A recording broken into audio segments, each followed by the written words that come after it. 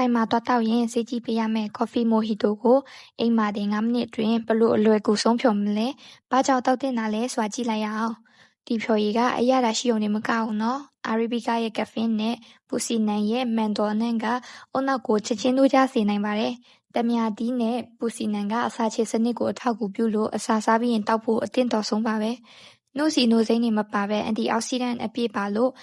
ဝိတ်သက်မှာမကြောက်ရတဲ့ energy drink စစ်ပါ။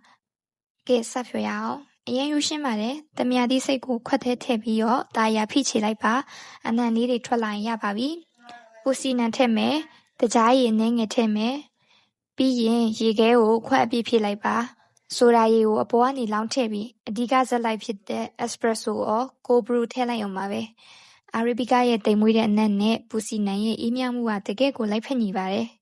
ပတ်စံကလည်းကုန်သက်တာကျန်းမာရေးနဲ့လည်းညီညွတ်တဲ့ဖြော်ရည်လေးကိုပေါ်တာတို့လည်းဆန်းဖြော်ကြည့်လိုက်ပါဦး။ကော်ဖီကောင်းကောင်းလေးသုံးချင်တယ်ဆိုရင်တော့ရရစီမှာမှာယူလို့ရပါပြီရှင်။